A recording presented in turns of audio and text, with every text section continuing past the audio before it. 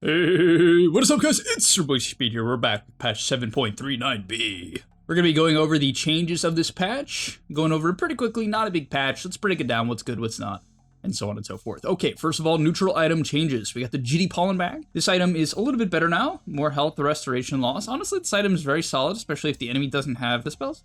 It's a very big 700 radius, 12 second duration, AoE damage over time.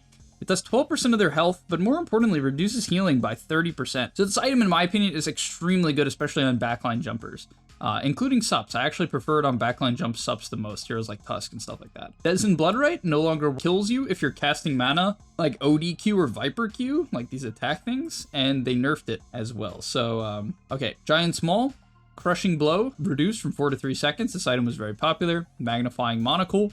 Cast range decrease. This item was probably one of the best, if not the best, tier 4s for subs. So, cast range down by 25, makes sense, nothing crazy. Helm of the Undying, this is probably the most important tier 5 to have on each team, because basically you could just like die, and then you could have someone frontline, and if they died, they would survive for an extra 5 seconds. And if any enemy heroes died within 1,200 units, which is like a screen, the death delay was extended by 5 seconds. So you can have like frontliners die and then just like kind of just live, you know what I mean? So, all right. Crude Enchantment is much better now. Health restoration up by 10%, and the intel reduction by 3%. I mean, this one's not bad if you have like Satanic Sonic and Yasha. Like, it's pretty good with those types of builds. AM got some buffs, seemingly pretty significant on Magebane's Mirror. The problem is I don't know how much you really want to take this. I do feel that it's underrated, honestly, because Mana Thirst is just cool, but yeah, I don't know. AM was unpicked in Dream League. Unpicked. AM? Like, come on, there's got to be a singular good AM game. Nope. Unpicked. Axe's Ags is slightly worse, probably still fine. Beastmaster, Rugged, his innate no longer blocks tower damage. Okay, no longer increases block chance, my bad. It does block towers, his innate stout shield, but not increased chance. Bloodseeker, his Blood Rage now has a cast time on units that aren't him, and its bonus base damage to the damage it gives him, or allies or enemies, is higher, which I guess is a nerf to giving it to enemies, and better for yourself. You guys probably seen the sounds for Bloodseeker cheese. That stuff is, I mean, it's pretty gross. I hope they actually remove that interaction. I really don't like it. Pretty stupid. Bristleback, Snot Rocket, Nasal Goo Radius decreased from 900 to 750. This is a pretty big nerf, right? If you're far away from him, you're not just going to get hit by random goose, mainly for subs that would just kind of die when they weren't even out of position because Snot Rocket Bristleback happened to be remotely close to them. So I actually like this nerf. I think it's very reasonable and a cool way to nerf the hero without destroying it conceptually. Broodmother, Necrotic Web's health regen reduction now also affects health restoration at the same values. Now, if I'm not mistaken, this is insane. Like, straight up insane. So, I mean, if I'm not mistaken, it should mean that Satanic doesn't really do that much, right? I assume this affects lifesteal. It's health restoration, which I believe is the overall term that just affects lifesteal, so wow. I mean, it definitely does. This is a level 30 Undying. I mean, no way Satanic is just that bad. What if I give him a Deso? I mean, I just can't. That seems kind of insane, honestly. Just lifesteal is just completely cooked? Yeah, there's no way you're hitting that hard. It's barely healing you. Holy. If I get rid of the web, I mean, yeah, it's way more healing. I mean, I don't know. That is pretty ridiculous. So Brood just has some crazy matchups. I mean, specifically the heroes that need to lifesteal or are affected by health restoration. And if I'm not mistaken, Morph's health change is now affected by negative health restoration effects. So like, stuff like this, I mean, apparently Morphling is just unplayable into Brood. Like, straight up unplayable, unless I'm mistaken. That's pretty crazy. Centaur Warrunner, max movement speed decreased from 600 to 575.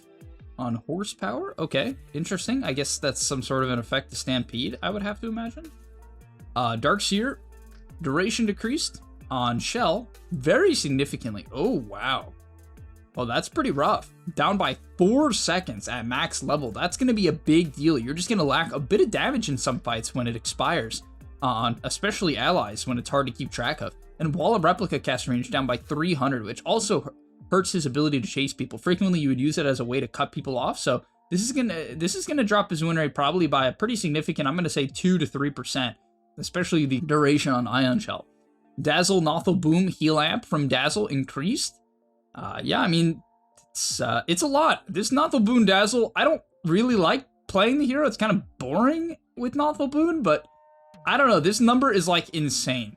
Disruptor, Thunderstrike, slow duration decreased, which it definitely needed to be, from and on the Thunderstorm facet from 0.8 to 0.6. So I have a feeling this hero is still going to be pretty damn viable. If you're a Disruptor player, I wouldn't think about it too much. Doom base HP regen decreased from 1.25 to 0.66. Haha, devil joke. Elder Titan base movement speed decreased by 5. Nature's Attendance, Wisp count on Ench from 8 to 9. Okay.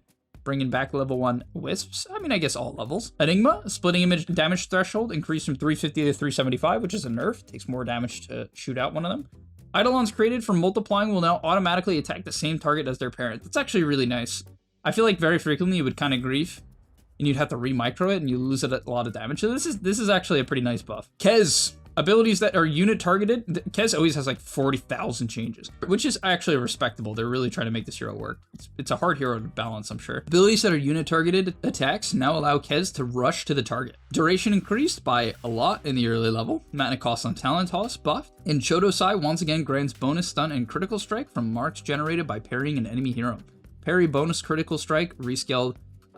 Okay, I don't know the numbers on that. Lich gets a lot more mana when heroes die next to him. Lifestealer Gore Storm is a little bit better. Lena, slow burn, the damage was changed, or spell amplification now affects only the total spell damage before the burn damage is calculated. I assume this is probably a nerf. It was probably just like calculated in the wrong way. Morphling health change is now affected by negative health restoration effects, which seems like a giga nerf. I mean, I could be wrong, but I don't know. Is Vessel health restoration? What is Vessel counted as?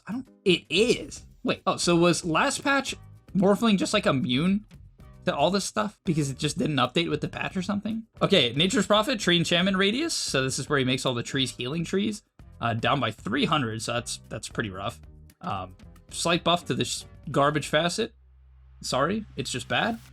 Wrath of Nature, base damage decreased by 10 at all levels, which is actually very significant because 10 it scales up per bounce, so it really matters, super matters. Night Stalker, night duration decreased. They just nerfed. Zero need a nerf. Omni Knight, Hammer of Purity nerfed by a lot. Cooldown of Hammer of Purity down by 4 seconds, and the damage decreased in the early levels as well. So Omni Knight, pretty big nerf, definitely still playable, but pretty big nerf. Oracle lost 0.2 strength gain and the heal amp on his shard, probably still a good hero. Ringmaster, they buffed the Sideshow Seekers facet by quite a lot actually. Not sure if it's a good though, I'm gonna keep it a stack. Sand King, Burrow Strike, and mana cost decreased. All right, they buffed his Stinger talent, his Burrow Strike cast range talent, and his other 15 talent. Hero is probably still pretty bad on average though. Shadow Shaman nerfs to Ether Shock damage in the early levels and 1 second cooldown increase on Shackles. Silencer, damage percentage decreased. Okay, this is for Suffer and Silence. I mean, I don't know. I feel like this hero was kind of whatever. Maybe this has something to do with the Bloodseeker Silencer combo. Skywrath, Arcane Bolt, base damage increased by actually a pretty solid 15 damage at max level, which, you know, is pretty nice, especially if you do decide to max this ability out, you're going to get quite a lot of extra damage out. So Max Q Skywrath, a lot more legit. Slark lost 5 HP regen at level 1. Oh, Lord. Slark in general. I mean, this doesn't just hit Slark support. Slark, I don't want to call the hero dead. I don't think it's dead, but damn, that is a nerf. Sniper, base armor increased by 1. Not bad. Techie's got 15 damage on his bomb level 1, which is actually pretty solid. TA's Q costs 10 more mana, which actually does suck. The hero's mana problem. And she lost, wow, a lot of damage on Refraction. Jeez. 5 damage, 10 damage, 15, 20 based on the level. 20 at max. Oh my. Because it's 20 for every instance with Refractor Facet is like, what, 12 or something? Oh, Lord, that is brutal. That is brutal. I don't want to say it's going to kill the hero in the pro scene at least, but probably in pubs. I don't know if you should pick it. Probably not. Terrorblade nerfed to Dark Unity, which is the damage penalty. His illusions do 10% less damage, which is actually a ton. So that really sucks. Pretty big nerf to Terrorblade. Tinker, Defense Matrix no longer blinks Tinker if he is rooted or leashed. Okay.